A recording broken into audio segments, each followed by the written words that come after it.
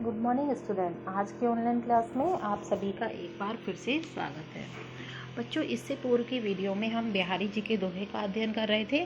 नीति के दोहे हम पढ़ रहे थे, जिसमें कि कुछ दोहे अभी आपके शेष रह गए हैं। तो आइए आज हम शेष रहे दोहे का अध्ययन करते हैं।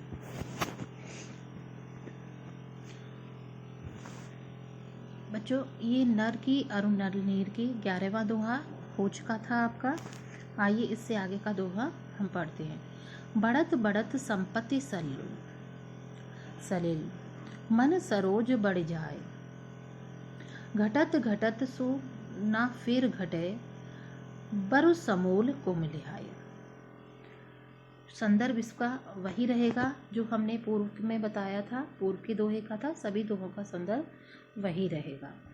प्रसंग में आप लिखेंगे इसके कि प्रस्तुत दोहे में कवि ने धन के बढ़ने पर मन पर पड़ने वाले प्रभाव का वर्णन किया है। कि धन के बढ़ने पर मन पर क्या प्रभाव पड़ता है, उस चीज का यहाँ पर वर्णन किया है। कि बढ़त बढ़त संपत्ति सलिल, शब्द देखते चलेंगे साथ साथ। संपत्ति सलिल, संपत्ति अर्थात धन, और सलिल अर्थात जल। कि धन रूपी जल।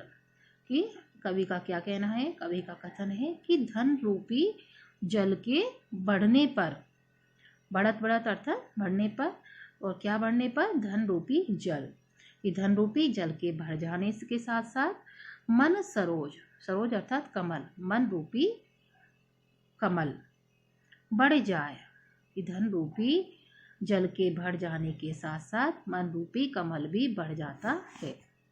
घटत घटत सु फिर ना घटे, किंतु धन रूपी जल के घटने के साथ साथ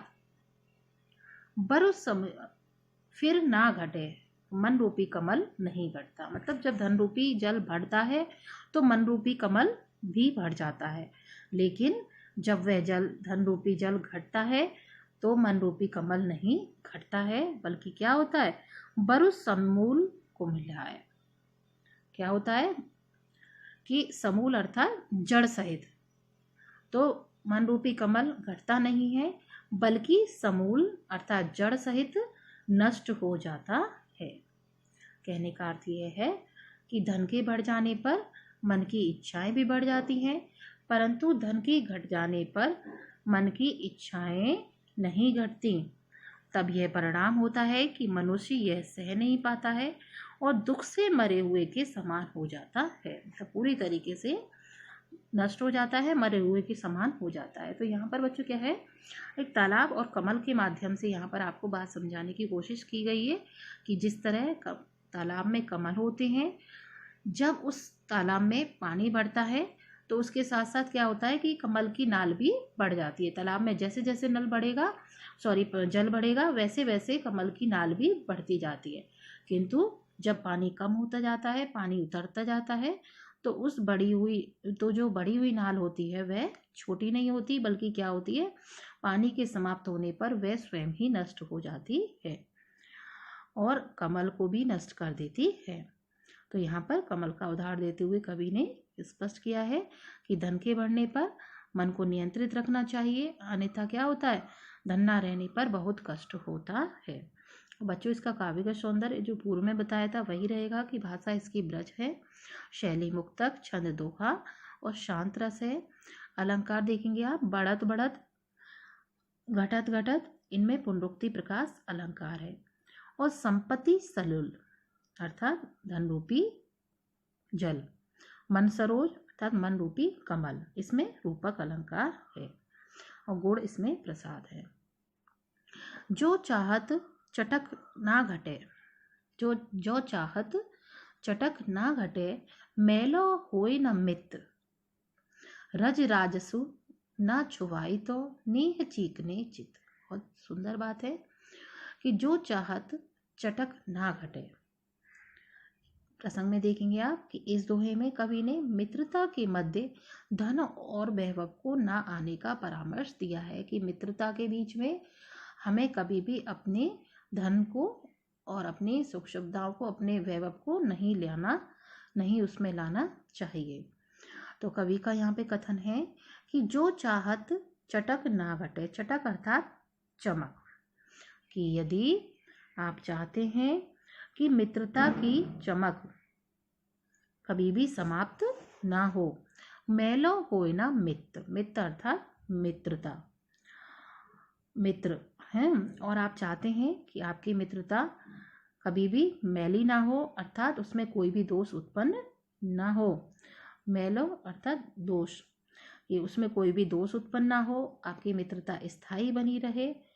तो इसके लिए क्या करना चाहिए कि तो रज राजसु ना छुपाए तो नेह चीकने चित, तो धन और वैभव का इससे संबंध ना होने दें, मतलब अपनी मित्रता के बीच में कभी भी धन को नहीं आने दें। धन अथवा किसी अन्य वस्तु का जो लोभ होता है वह मित्रता को मलिन कर देता है, उसको दूषित कर देता है। नेह चीकने चित, नेह अर्थात स्नेह, और चीकने अर्थात चिकना, और चित्त अर्थात मन, कि स्नेह से चिकना मन। रज, रज अर्थात धूल, स्नेह से चिकना मन धन रूपी धूल के स्पर्श से मैला हो जाता है और उसकी चमक घट जाती है। उसी प्रकार प्रेम से कोमल चित्त धन रूपी धूल के स्पर्श से दोषयुक्त हो जाता है तथा मित्रता में कमी आ जाती है। जो कहने का, इसको ऐसे भी समझ सकते हैं कि कहने का तात्पर्य है कि मित्रता में धन के लेन देन का व्यवहार कम रखने से मित्रता विद्वेष रहित रहती है। मतलब मित्रता है उसमें अगर आप लेन देन कम रखेंगे धन का तभी सही रहेगा, और आप धन का लेन देन रखेंगे तो उसमें क्या होगा कि आपकी मित्रता जो है उसमें दोष उत्पन्न हो जाएंगे। इसीलिए मित्रता रखनी चाहिए, और जो है धन आपस में धन का आदान प्रदान, धन का लेन देन का व्यवहार नहीं रखना चाहिए। बुरे बुराई जो तजे, बुरो बुराई जो तजे तो चित खरो डरात, ज्यों निकलंक मयंक लख घने लोग उत्पात। बुरो बुराई जो तजे, तजे अर्थात त्याग देना। कि जब प्रसंग में देखेंगे आप कि इस दोहे में कवि ने बताया है कि यदि दुष्ट व्यक्ति अचानक अपनी दुष्टता छोड़ दे तो सदा अमंगल की संभावना रहती है। व्याख्या में देखेंगे कि बुरो बुराई जो तजे, बुरो अर्थात बुरा व्यक्ति कोई भी है, जो तजे, तजे अर्थात त्याग देना। कविवर बिहारी का कथन है कि यदि कोई भी बुरा व्यक्ति या कोई दुष्ट व्यक्ति अचानक ही अपनी बुराई को, अपनी दुष्टता को त्याग देता है तो चित्त खरो डरात, चित्त अर्थात मन, तो मन जो है या चित्त, मन खरो अर्थात बहुत, और डरात अर्थात डरने लगता है, बहुत भयभीत होने लगता है। तो जब कोई भी दुष्ट व्यक्ति अपनी दुष्टता को अचानक छोड़ देता है और अच्छा व्यवहार करने लगता है तो उससे मन अधिक भयभीत होने लगता है और अधिक डरने लगता है कि क्या बात है, इसने अचानक से ये इतना अच्छा कैसे बन गया। ज्यों निकलंक मयंक, मयंक अर्थात चंद्रमा, और निकलंक अर्थात कलंक रहित, कि जिस प्रकार से जैसे चंद्रमा को कलंक रहित देखकर, लखे अर्थात देखकर, और मयंक चंद्रमा, एक जिस प्रकार चंद्रमा को कलंक रहित देखकर गन्ने लोग उत्पात, उत्पात अर्थात अमंगल, कि चंद्रमा को कलंक रहित देखकर लोग अमंगल सूचक मानने लगते हैं। और जो है तात्पर्य है यहाँ पर कि जिस प्रकार चंद्रमा का कलंक रहित होना असंभव है, उसी प्रकार दुष्ट व्यक्ति का एक अचानक दुष्टता त्यागना भी असंभव है। देखिए बच्चों, यहाँ ज्योतिष सिद्धांत के अनुसार क्या है कि निष्कलंक चंद्रमा दिखाई देने से संसार में उपद्रव की आशंका होती है, कि अगर चंद्रमा में कोई भी कलंक नहीं है, बिल्कुल बेदाग है, तो उससे क्या है, उपद्रव की संसार में आशंका होती है। यह ज्योतिष के अनुसार है। तो वही यहाँ बताया है उन्होंने, बिहारी जी ने, कि जो है जब चंद्रमा बिल्कुल जो है निष्कलंक दिखाई देता है तो क्या है, संसार में उपद्रव की आशंका होने लगती है, अर्थात अमंगल की आशंका होती है। उसी प्रकार जब बुरा व्यक्ति अपनी बुराई या दुष्टता त्याग देता है तो तब भी क्या है, उससे भय लगता है कि कुछ ना कुछ कारण है कि ये इतना अच्छा होने का जो है हमारे व्यवहार करके दिखा रहा है। स्वार्थ सुकृत न श्रम वृथा, देख विहंग विचार बाजी पराये पानी परे तू पक्षी न मार। स्वार्थ अर्थात स्वार्थ, सुकृत अर्थात पुण्य कर्म, पुण्य कार्य, न श्रम वृथा, श्रम वृथा अर्थात व्यर्थ का परिश्रम। देख विहंग विचार, विहंग अर्थात पक्षी, बाजी पराये पानी पर, पानी अर्थात हाथ, तू पक्षी न मार। तो बच्चों यहाँ इसकी देखिए अन्योक्ति के माध्यम से यहाँ पर बिहारी ने अपनी बात को कहा है।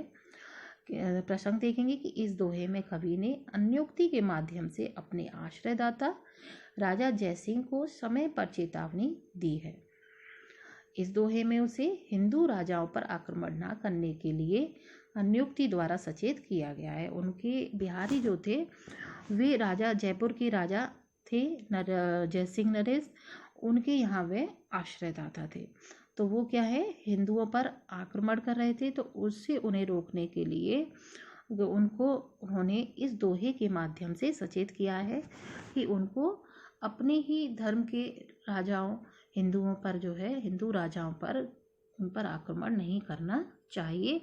इससे क्या होगा, या ना तो यह उनका बिहारी का कहना है कि हिंदू राजाओं पर आक्रमण करना ये उनका जो कार्य है, ना तो इसमें उनका कोई स्वार्थ है सिद्ध होगा इससे, ना ही उनका कोई, उन्हें यह कोई पुण्य कार्य है, और जो भी वो श्रम करेंगे वह बेकार ही जाएगा, व्यर्थ है उनका श्रम।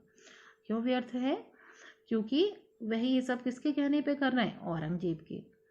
ये कह रहे हैं कि तू औरंगजेब के कहने पर अपने पक्ष के हिंदू राजाओं पर आक्रमण करके उनका वध मत कर, क्योंकि इससे क्या है, ना तो तुझे कोई स्वार्थ सिद्ध होगा तेरा, ना ही कोई पुण्य कार्य है ये कोई, और ना ही ये इसमें कोई जो है, जो भी तुम्हारा श्रम है वह भी क्या है, व्यर्थ ही जाएगा। तो बच्चों इसके दो अर्थ निकलेंगे कि इन्होंने बाज के माध्यम से इस चीज को कहा है कि हे बाज, तू अपने मन में अच्छी तरह सोच विचार ले, देख विहंग विचार, विहंग अर्थात पक्षी, विचार अर्थात विचार करके देख ले। कह रहे हैं कि हे पक्षी, तो अपने मन में अच्छी तरीके से विचार करके देख ले कि तू शिकारी के हाथ में पड़कर अपनी ही जाति के पक्षियों को मारता है।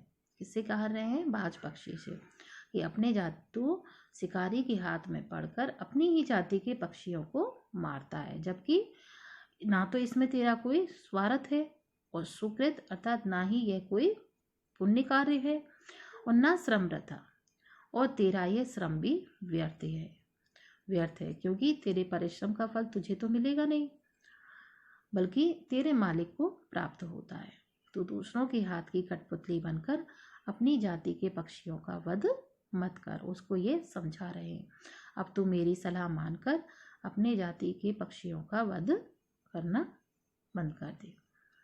तो इसके माध्यम से उन्होंने राजा जयसिंह को समझाने की कोशिश की है। तो ये एक अर्थ हो गया इसका।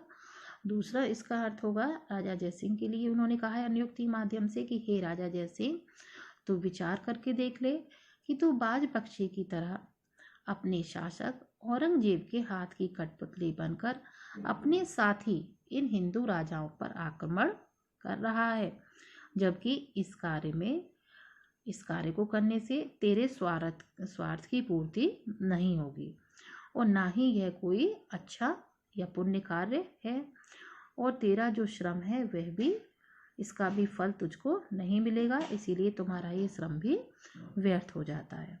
इसीलिए तू औरंगजेब के कहने पर अपने ही पक्ष के हिंदू राजाओं पर आक्रमण करके उनका वध मत कर।